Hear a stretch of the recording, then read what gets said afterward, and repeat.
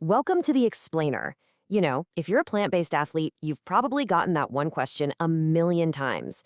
But where do you get your protein? Well, today, we're going to answer a much, much smarter question. How do you actually use that protein to build muscle? Because the secret? Well, it isn't what you've been told. So, take a look at this. It looks like the perfect post-workout meal, right?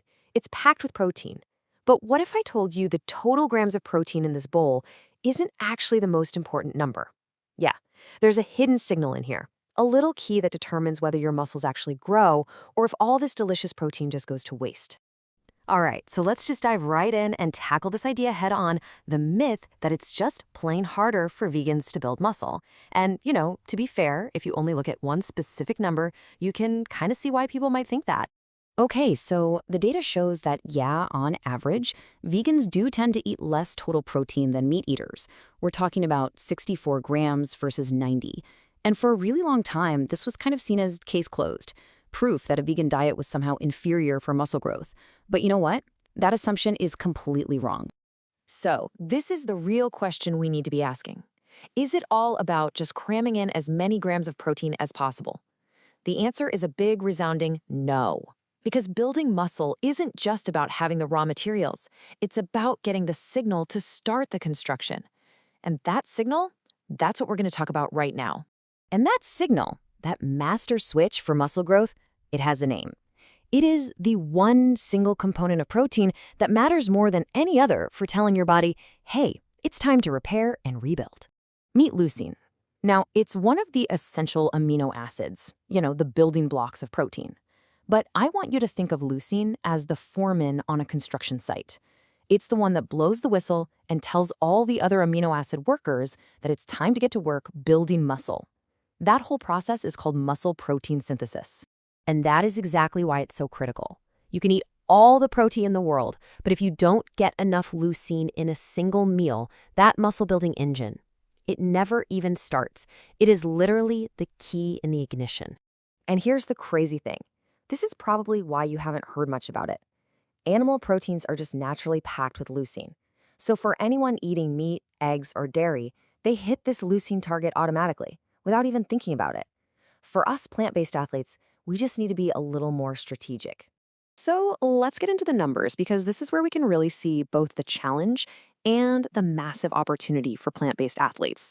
Honestly, this is where it gets super interesting. Okay, so when you just look at all the essential amino acids together, those are the ones your body can't make on its own. Plant proteins, on average, do have a lower concentration than animal proteins.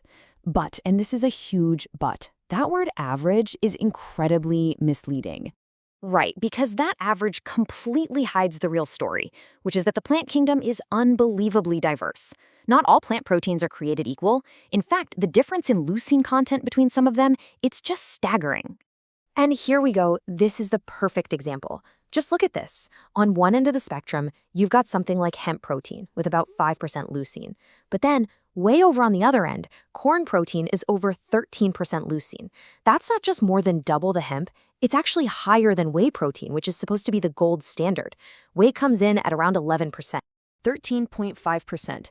That number right there makes corn protein an absolute superstar for plant-based athletes. It just goes to show that being strategic with your protein sources is so much more effective than just trying to eat more and more of it. Okay, so that's the science. So how do we actually put this into practice? What does this mean for your next post-workout meal? Let's build out a game plan. The research is really clear on this one. The target, the magic number you're aiming for to trigger maximum muscle protein synthesis, is getting between 2.5 to 3 grams of leucine in a single sitting. And you know what? This is totally achievable with whole foods. Soy is an absolute powerhouse. Just 150 grams of firm tofu, that's about half a standard block, hits that 2.5 gram sweet spot perfectly. See? It's not about eating a mountain of food, it's about choosing the right food. And here are a few more options to have in your toolkit. A scoop of soy protein isolate in a shake gets you 3 grams of leucine. Easy. And check this out. Vital wheat gluten, that's the main ingredient in seitan, is a monster source with over 5 grams in a 100-gram serving. But, of course, we have to remember, leucine is just the ignition key. Once you've turned the engine on, you still need fuel in the tank to actually go anywhere. And that fuel, is all the other essential amino acids that are needed to build the muscle tissue itself. The strategy here is something called protein combining, and it's actually really simple. See, most plant foods are amazing in some amino acids, but a little low in one other one. Legumes, for example, are a bit low in methionine, while grains are low in lysine. The key is you don't even have to eat them in the same meal. Just by eating both throughout your day, like having beans for lunch and some rice for dinner, you give your body all the fuel it needs. So let's put this all together, because understanding leucine, it really changes everything. It shifts the goal from just eat more protein to a much smarter, way more effective approach. So here it is, your new blueprint. It's just 3 simple steps. 1, aim for that 2.5 to 3 gram leucine target in each of your main meals. 2, lean on powerhouse sources like soy and corn to get there. And 3, just eat a variety of different plant foods throughout the day to cover all your bases. That's it. It really is that straightforward.